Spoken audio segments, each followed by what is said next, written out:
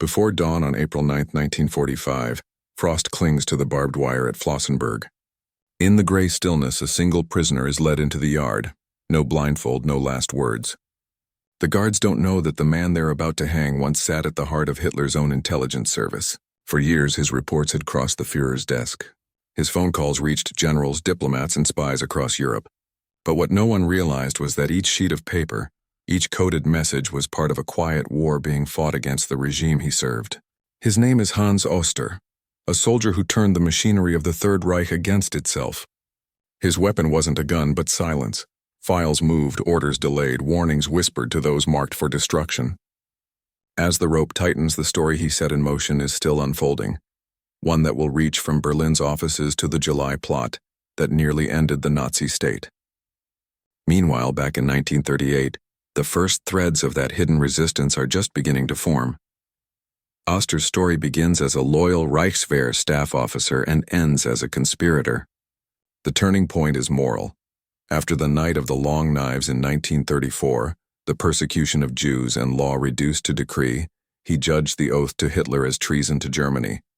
Inside the Abwehr under Admiral Wilhelm Canaris, he used its reach to shield dissidents, tip off threatened neighbors like the Dutch attaché Gijsbertus Saas, and sketch a legal path for removing the regime. His war lived in the margins, files rerouted, signatures that opened doors, delays that stole hours. As Flossenburg swallows him, the signal he set loose keeps moving, through Berlin offices, into reserve plans later rewritten as Valkyrie, and toward a briefcase laid on a wooden table at the Wolf's Lair in July 1944. Meanwhile, in Berlin, the first threads of that resistance are just beginning to tighten. He had not begun as an outlier. Born in 1887 and formed by the discipline of the Prussian staff tradition, Oster measured soldiering in service to law rather than to parties. The oath mattered, but the content of the oath mattered more. When law was redefined as the will of one man, the oath became a trap. By 1935, he was assigned to the Abwehr headquarters on the Tierpitzufer in Berlin, a building of corridors and card indexes where an intelligence service gathered more than secrets. It could also shelter conscience. Filing cabinets became cover. Budgets became lifelines. A signature could be a shield if placed in the right box. The soundtrack of his resistance is mechanical and plain. Carbon paper peeled from fresh copies. Rubber stamps thumped onto forms. Telegraph keys clicked inside rooms while telephones purred with switchboard hum. Those were the sounds of sabotage. When Oster nudged a transfer order, a man slated for arrest found himself posted elsewhere, invisible to the squad sent to collect him. When he vouched for a contact under a false operational pretext, a visa officer stamped a passport without realizing a life had just been diverted out of danger. Oster did not imagine himself the center of anything. He imagined time as a field to be seized, minutes and hours captured from a machine that ran on tempo, intimidation, and the illusion of unanimity. The decision to move from friction to open conspiracy arrived by accumulation. Reports of beatings, of seizures, of men vanished by protective custody, edicts that hollowed law. Churches squeezed.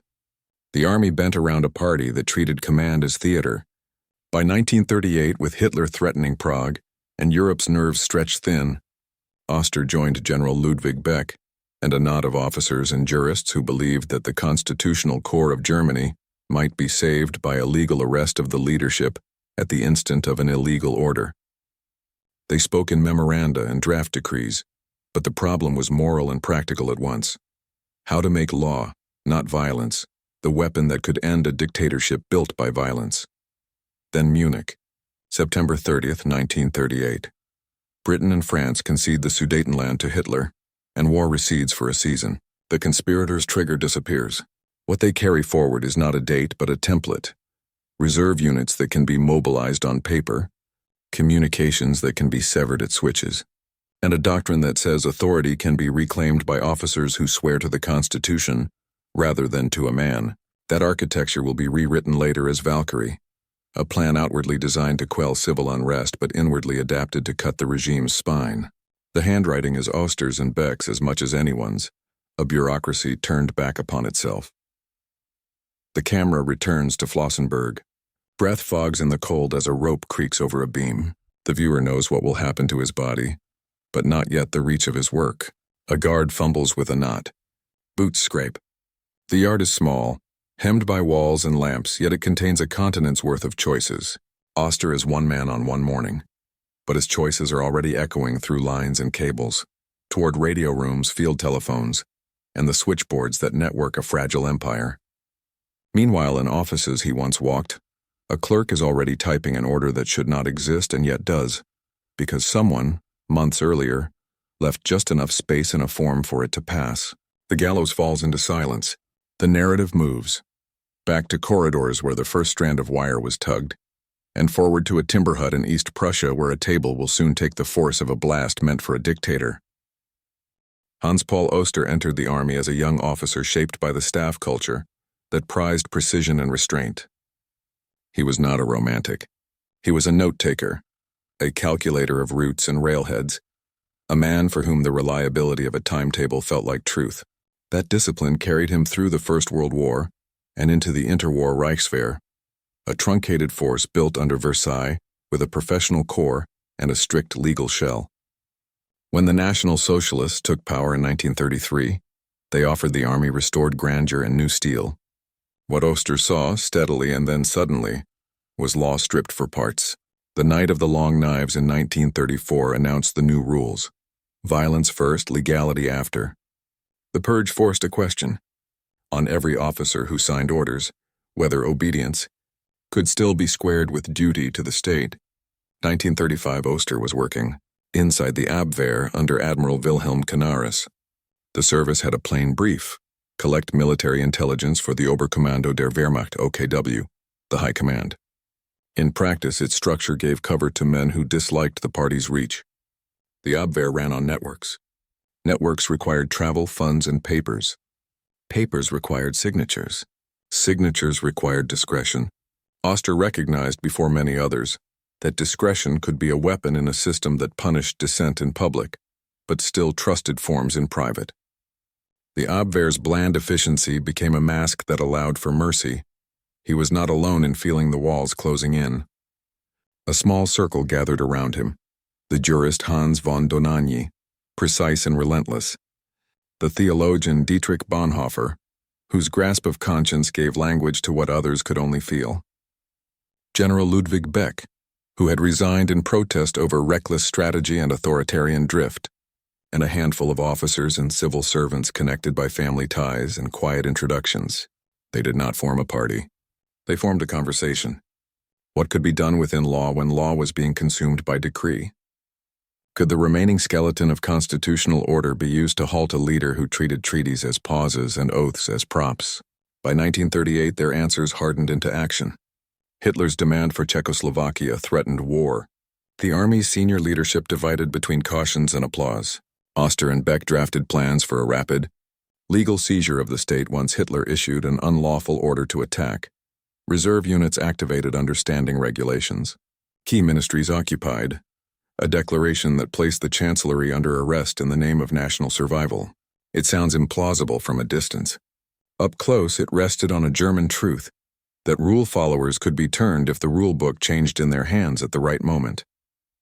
The conspirators' strength was not numbers but procedure. Then Munich intervened. Under the glare of cameras, Britain and France gave Hitler what he wanted without a shot, and the coup's pretext evaporated. Oster learned a bitter lesson that autumn. Public resolve elsewhere could cancel private resolve at home. Yet that failure did not dissolve the infrastructure he had begun to assemble. Teleprinter lists, contingency orders, contact trees, the dull scaffolding of action remained. He folded them back into the Abwehr's workflows, where they could be revised under the appearance of routine. The atmosphere in Berlin thickened as 1939 opened into open war. The Abwehr expanded, then competed with the Sicherheitsdienst, SD, and Gestapo, while the Foreign Office learned to speak in the tight language of crisis. Oster's work acquired rhythm. He recorded information that might protect a dissident. He smuggled insight into a memorandum that might slow a rash decision.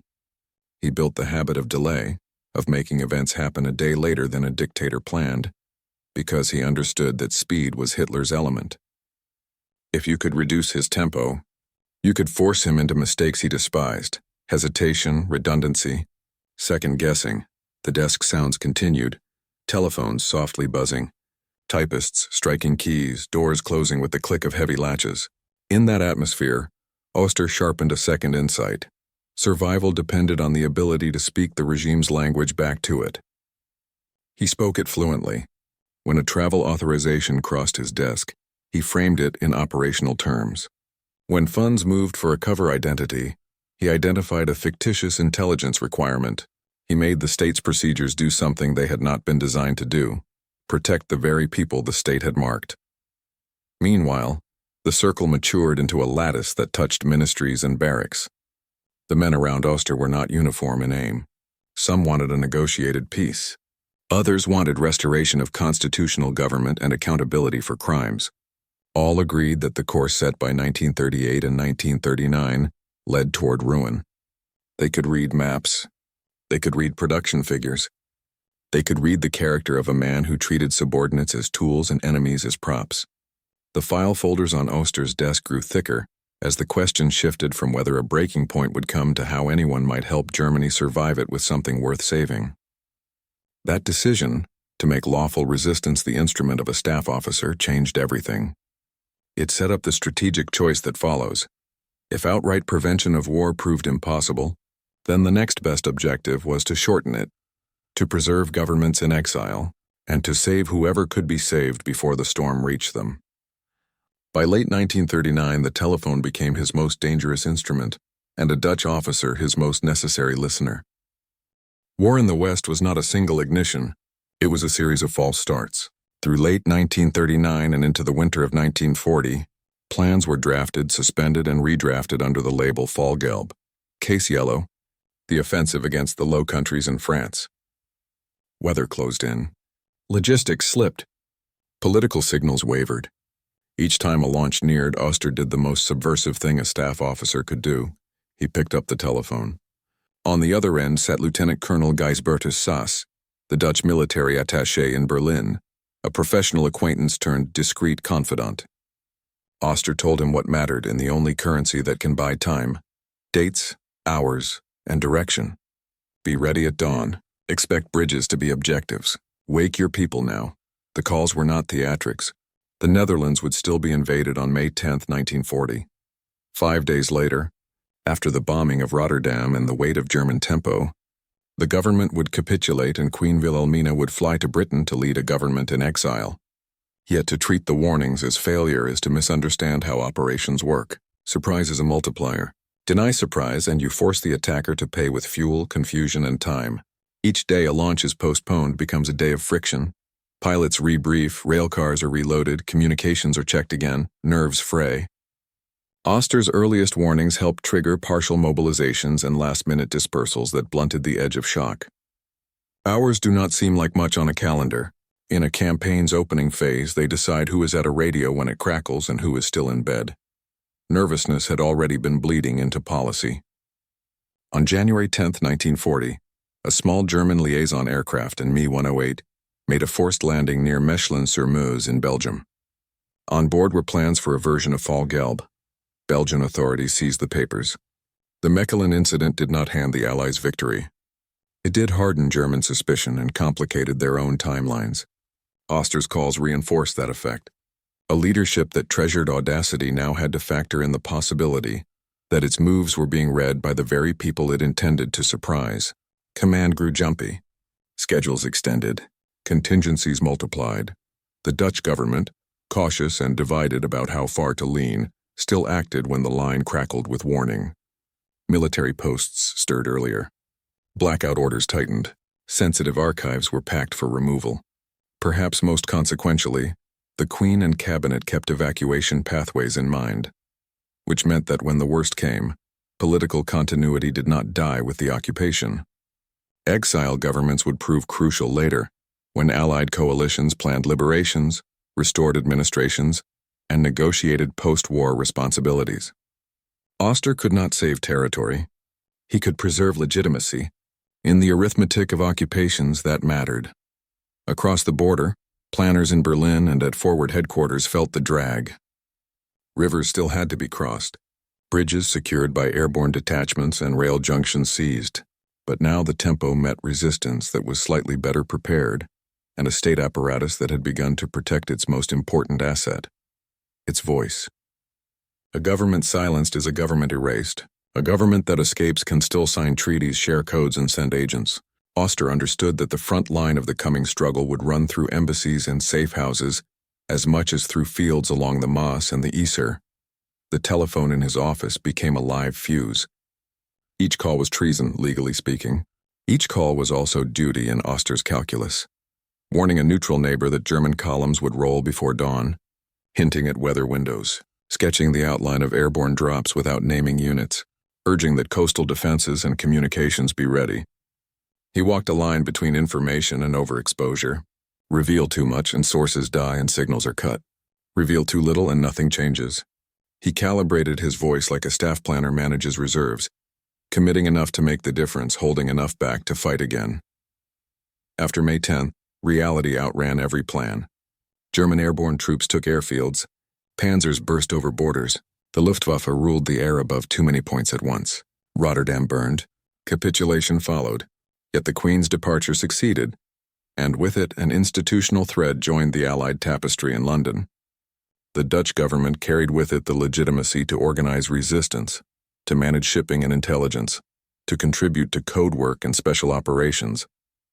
That mattered in 1944 and 1945, when liberation demanded administrative partners, and when the question of Europe's future required voices that had not been extinguished.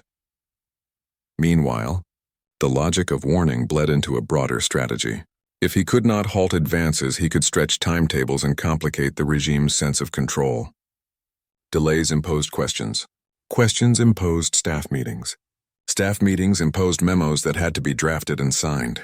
Each procedural step introduced the possibility of sanity. That was the hidden mathematics of Oster's resistance, slowing events until better choices could catch up to worse ones. The telephone would not be his only tool. In Berlin, he was already preparing a second line of effort, one that did not argue with timetables but simply removed people from them. Names shifted into new columns, stamped by an office whose authority most feared to question. A name typed on a bland form can be armor. In 1942, under Abwehr letterhead that blended into every other file in a gray sea of files, Oster and Hans von Dohnányi engineered what became known as Operation 7. The aim was narrow and radical, to move a small group of Jewish men and women into Switzerland by clothing them in the paperwork of intelligence work. Nothing cinematic marked the operation, no gunfights, no chases. There were ledgers, reimbursements, railway tickets, and cover stories. In a state built on fear, such dryness was survival. The Abwehr's status made it an improbable refuge. Intelligence services are factories of alias and movement. Agents need documentation. Assets need pretexts. Accounts need to be settled. Oster turned those banalities into shields. Individuals targeted by the regime were assigned fictitious roles as informants or couriers so that their travel could be justified. Funds moved to support operations that in truth were escapes. Embassy contacts were primed to treat these travelers as legitimate. None of it worked without signatures, and signatures were Oster's craft. Each one applied with an understanding of which clerk would question and which would stamp. Measured in paperwork, the effort looks small. Measured in lives, it is weighty. Each successful exit reduced the regime's power by an infinitesimal unit, and also by something larger. The demonstration that its reach was not total. Dohnányi's files recorded these maneuvers with meticulous care, a habit that would later become evidence against him. Dietrich Bonhoeffer, tied to the circle by family and conviction, contributed contacts and theological steadiness to a network that had to believe its work mattered, even if the numbers were small. They did not scale. They saved whom they could. That realism kept them moving. Exposure grew from the same soil as success. The Gestapo's audits probed accounts. The SS resented the Abwehr's autonomy and sought to fold it under its own intelligence arm. By April 1943, the dragnet tightened. Oster was removed from his position on a pretext and then arrested as paper trails converged. The Abwehr's margins shrank as the SD and Gestapo asserted supremacy. The risk he had carried dispersed to his friends and colleagues. Some went underground. Others continued to bend forms as long as their hands still held pens. Yet even as one avenue closed, the network he had helped shape maintained an institutional memory, the idea that legality could be reasserted, if only for a few hours in order to break the spell of a dictatorship.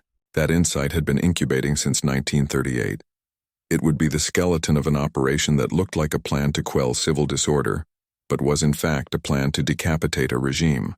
The Reserve Army had a standing mission. Valkyrie would rewrite it into a coup. The documentary eye lingers again on small things that carried moral weight. Office windows in Berlin catching winter light. A typewriter's carriage ding at the end of a line. A blotter pad absorbing the excess ink of a signature that altered a life. The men involved were not naive about the scale of the war. They read casualty lists. They tracked Stalingrad and Tunisia. They knew that saving a dozen did not offset 1,000. But they also knew that a dozen mattered. To the dozen, to their families, and to the kind of future that would be possible when the fighting stopped. The files they kept served two purposes: immediate survival and eventual testimony. Arrest transformed Oster from a node into a symbol. He was no longer at a desk, yet the practices he had crafted remained in hands that trusted them. The circle's moral anchor held even as the physical line frayed.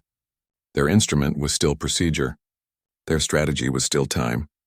Their goal was still to turn defeat, which was coming by the logic of resources and geography, into a victory that preserved governments, laws, and lives. The next act would not be hushed. It would hinge on a device in a briefcase and on the capacity of a legal order, revived for an afternoon, to command soldiers who had been taught to equate loyalty with obedience. Far from the corridors where Operation 7 had been signed and shuffled, a timber hut in East Prussia would become the test of whether quiet could bloom into decisive noise, and whether the window Oster had helped carve into the regime could be forced fully open before it slammed shut. The seed of July 1944 was planted in September 1938 and tended thereafter in hallways, side offices, and late-night edits to routine plans. As Hitler menaced Prague, General Ludwig Beck and a new cohort, Friedrich Olbricht at the Ersatzheer Reserve Army, Henning von Treschow on the Eastern Front, and Colonel Albrecht Merz von Kernheim, followed the logic Oster had already mapped. If force could not restore law, perhaps law could disable force. The Reserve Army offered the lever. It was everywhere, bound to regulations and accustomed to moving at the pull of properly phrased orders. What began as a safety manual could be turned into an instrument of arrest. The instrument was Valkyrie, originally a contingency for quelling unrest if bombing or sabotage paralyzed communications. In the winter of 1942-43, Olbricht and Merz quietly rewrote the annexes. A few lines converted response into seizure. Reserve Army units would occupy radio stations and telephone exchanges, secure ministries, disarm SS and party formations, and arrest named officials to preserve public order. It read like prudence, not insurrection. Treschow, hardened by Army Group Center's attrition battles, pressed a second requirement. The orders had to follow a shock that shattered obedience. Without a decapitating strike, Valkyrie would mobilize troops only to deliver them back into the dictator's hands. By early 1943, the war made their urgency visible. Stalingrad ended in February with the surrender of 6th Army. In July, Kursk's armored collisions exposed the limits of German replenishment. In September, Allied troops came ashore at Salerno. The myth of inevitability thinned. Inside Berlin's Bendler block, wall maps crowded with pins marking replacement battalions that, at a signal, could become the spine of a lawful takeover. Teleprinter address lists were scrubbed. Draft proclamations cited emergency authority to justify the sudden presence of soldiers at party offices. The tone was meticulously bureaucratic. Even perfect paper required a linchpin: proximity. Treskow's attempts in March 1943 to kill Hitler, the liquor bomb on a flight from Smolensk that failed in the cold, a mine-like device abandoned when circumstances shifted, taught the conspiracy a technical lesson and a strategic one. The technical detonators could fail. Timing and temperature mattered. The strategic, only killing Hitler and severing communications from his headquarters would create the vacuum Valkyrie needed to breathe. Anything else would unleash a reflex of repression faster than the Reserve Army could consolidate. They refined the team accordingly. General Erich Feldgiebel, Chief of Army Communications at the Wolfschanze, Wolf's Lair, agreed to strangle the lines at the source. In Berlin, Olbricht controlled the office that could issue Valkyrie, as if responding to riots. Merz coordinated phrasing and distribution. Beck agreed to serve as head of state in an interim authority, a figure whose name might steady wavering commanders. They still lacked the one element bureaucracies cannot manufacture: a man with access, nerve, and the will to arm an explosive with damaged hands. That man appeared in Colonel Klaus Schenk Graf von Stauffenberg. Wounded in North Africa, one eye gone, a right hand lost, 2 fingers missing on the left, he brought intensity, clarity, and a posting that admitted him to conferences with Hitler as the Reserve Army's representative. He understood that minutes would be the currency of the coup. Minutes to fly from East Prussia to Berlin, minutes to get ahead of radio announcers, minutes to make orders sound normal. Those minutes could be bought only if communications from the Wolf's Lair were disrupted and if Valkyrie messages reached garrisons faster than doubt. By June 1944, the window was both opening and closing. On June 6th, Allied forces landed in Normandy. In the east, the Red Army prepared Operation Bagration, which would erupt on June 22nd and destroy Army Group Center. Catastrophe could crush the space for internal action. It also made senior officers more receptive to a constitutional bid to arrest the Nazi leadership and negotiate an end. Stauffenberg accelerated preparations, testing the choreography: explosions, calls, teleprinters, couriers, proclamations. Each rehearsal mined the same insight: the coup would rise or fall on the possession of microphones. Practice revealed risks. On July 11th, an attempt foundered when Himmler did not attend. Eliminating both Hitler and Himmler promised precious confusion at the top of the SS. On July 15th, a charge was armed at the Wolf's Lair, and then aborted when isolation could not be guaranteed. Caution looked like weakness, but it taught the conspirators what they already suspected. The plan had to be perfect in its first 10 minutes, or it would not matter in its 10th hour. Everything depended on removing the head and gripping the spine. Kill the dictator, paralyze his voice, push legal-looking orders into the arteries of the state before the myth could reassemble itself. It was a staff officer's revolution, conceived in files and wires, the culmination of the same realism Oster had practiced at a desk years earlier. The next act would test the entire architecture, whether paper could outrun radio, whether a briefcase could give law the silence it needed to be heard. At 12:42 p.m. on July 20th, 1944, a blast ripped through a timbered hut at the Wolfschanze near Rastenburg. Pressure knifed across maps and splinters, uniforms blurred in debris and dust. A thick oak table and a last-minute shift of a briefcase redirected the shock. Adolf Hitler lived, shaken, burned alive. In Berlin, that single fact outweighed every contingency. And yet, for a handful of hours, the machine that Oster had taught others to misdirect began to run on their timetable. Colonel Klaus von Stauffenberg, his right hand gone and 2 fingers missing on the left, had armed British plastic explosive with pencil detonators and slid the case beneath the table during a situation briefing. He left the hut, excused by a telephone call. The code he relayed to Berlin implied success. At the Wolf's Lair, General Erich Feldgiebel tried to choke cables at the source, throttling signals that would contradict the plotters' claims. In the Bendler block, Olbricht and Merz initiated Valkyrie, sending orders that sounded like routine emergency measures to reserve army district commands across Germany. The first hour was ambiguity. Joseph Goebbels still held Berlin radio. Field Marshal Wilhelm Keitel and Martin Bormann managed the center at the Wolf's Lair, and the moment a telephone carried Hitler's voice, survival became a fact more powerful than a medical chart. Colonel General Friedrich Fromm, commander of the Reserve Army, hesitated, sniffed the wind, then asserted authority against the conspirators who needed his signature, but feared his reversals. Law advanced by inches. Propaganda leapt by miles. The soundscape tightens. The rattle of linotype in a news studio, generators thrumming, field telephones clanging in Reserve Army offices. Couriers clattered down stairwells with fresh orders. Stauffenberg's car rushed from the airfield through Berlin's evening streets as the sky dimmed. In the Bendler block, Beck, Olbricht, and Merz kept the teleprinters clacking. Proclamations appeared on official stationery announcing an SS coup and ordering army units to seize key nodes. In some districts, battalions moved. In others, commanders stalled, waiting for a voice they trusted. Meanwhile, Goebbels wielded the weapon the plotters feared most: microphones. Once Hitler spoke, even briefly, the spell of uncertainty broke in garrisons that had wavered. In Paris, General Karl Heinrich von Stülpnagel tried to carry out arrests. Elsewhere, units secured buildings only to receive counter-orders an hour later. The coup lived in pulses, advancing by legal form and retreating before the living myth of the Führer's survival. By nightfall, the hinge swung back. Fromm reasserted control inside the Bendler block, ordering the arrest of Stauffenberg and the inner circle. Shots cracked in the courtyard after midnight.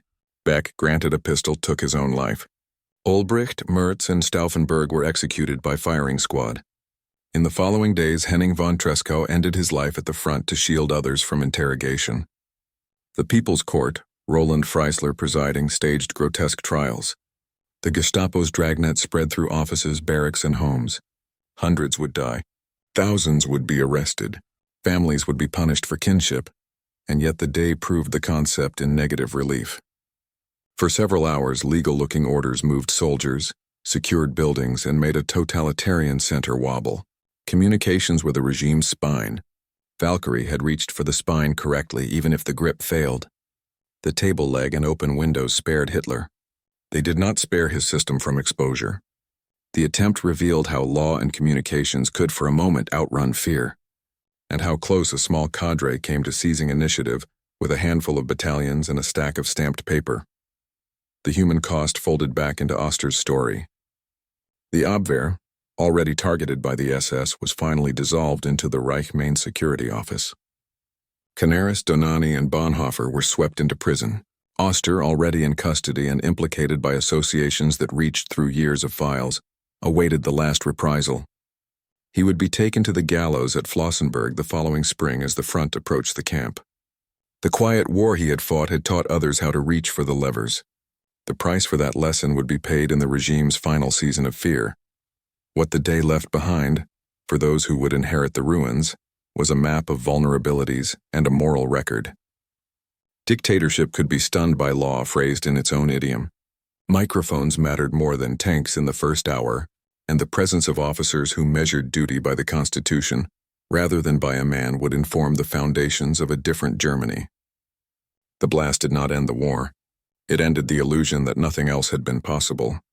Meanwhile, the armies that would decide the outcome by weight and distance were closing from both horizons, and the arithmetic that guided Oster, tempo stolen, lives diverted, legitimacy preserved, continued to work in smaller, stubborn ways. What did the quiet achieve? Begin with the ledger bureaucrats understand: time. Each postponed launch in the West consumed fuel, maintenance cycles, and nerve. In a headquarters culture that prized audacity, postponement corroded confidence. Pilots rebriefed. Parachutists stood down. Battalion staffs learned to expect cancellations at midnight. Oster's warnings to the Dutch, stacked atop the earlier shock of the Mechelen incident when plans fell into Belgian hands, pushed decision-makers into caution. Dates slipped. Schedules stretched. The attackers' mystique dimmed, just enough for smaller states to mobilize hours earlier and protect the one asset that could not be replaced: their voice. Legitimacy sits in the ledger's second column. When the Netherlands fell in May 1940, Queen Wilhelmina and her cabinet reached London intact. Similar continuities in Norway and Belgium, and the emergence of the Free French under de Gaulle, gave the Allies governments that could sign instruments, manage merchant fleets, direct resistance, and plan restoration. That mattered when code breakers needed diplomatic partners, when special operations needed local authorities, and when Allied planners needed to anticipate civil affairs. Oster could not save ground.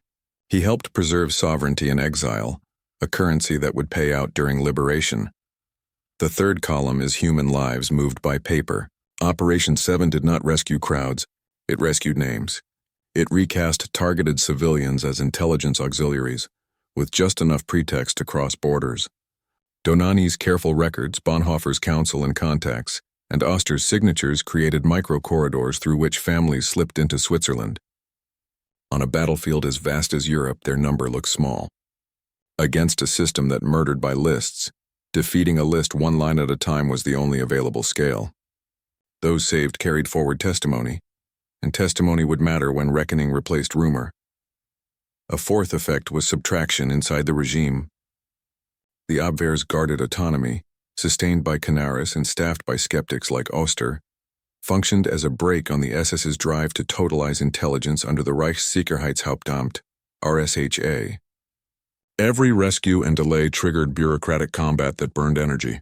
Audits, purges, duplicative commands. After July 20th, the SS won the turf war and folded the Abwehr into the RSHA.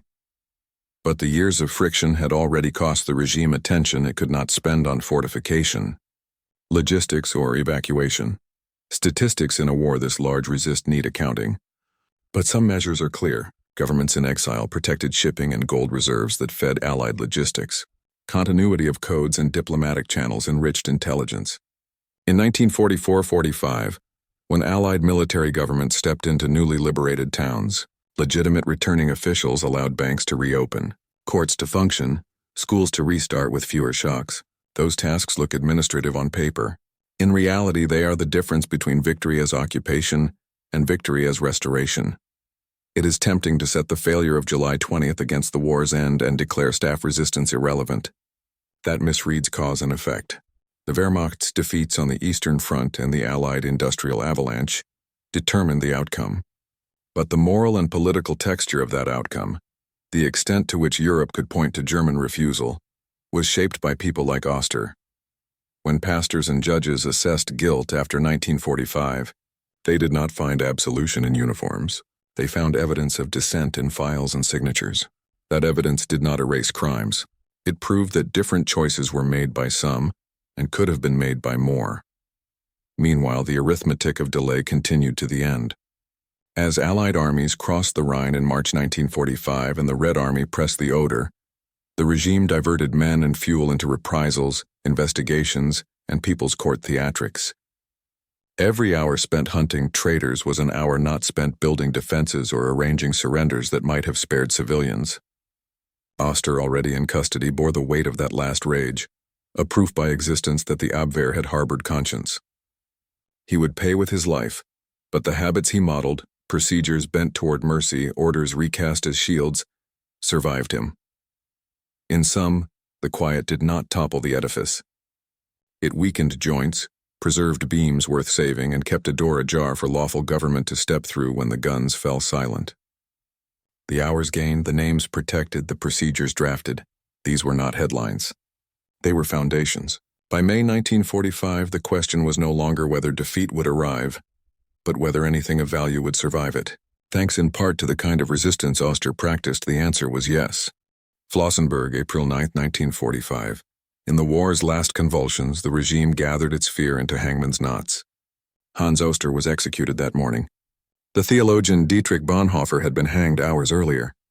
Admiral Wilhelm Canaris, the Abwehr's chief, would follow days later after a sham court in the same camp. Outside the wire, the map was already breaking. American forces had crossed the Rhine in March and were driving into Bavaria. Soviet armies pressed across the Neisse toward Berlin. The machinery Oster had used, telephones, typewriters, the bland theater of forms, was being overtaken by columns of tanks and streams of displaced civilians. Post-war memory took a wandering path. In early years, some Germans called the conspirators traitors. Others made them saints. Historians pared away both extremes. What remained was a smaller, stronger core, early warnings that preserved a government's voice in exile, paperwork that punched survival corridors into closed borders, legal drafts that taught a reserve army to speak like a constitutional authority for a few hours. The circle's motives were mixed: patriotism, faith, professional honor, but the effect was coherent. It proved that resistance could be mounted not only in streets and forests, but also in offices that smelled of glue and ink. Institutions formed around those lessons. The Federal Republic of Germany, founded in 1949, wrote a basic law that placed rights above leaders and built federalism to dilute central power. When the Bundeswehr emerged after 1955, it carried the doctrine of innere Führung, inner leadership, that tied obedience to the Constitution, not to a man.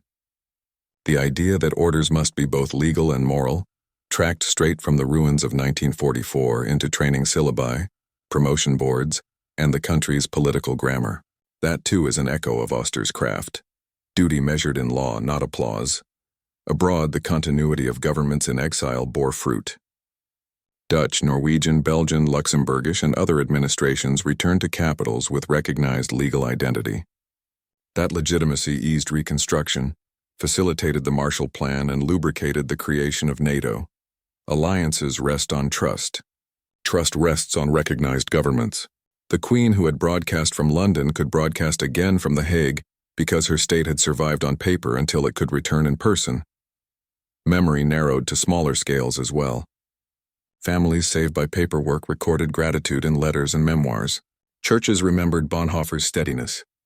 Jurists recalled Dohnányi's meticulous files. Soldiers who had stood in the Bendler block told of an afternoon when legal-looking orders briefly turned them into actors in a drama larger than any exercise.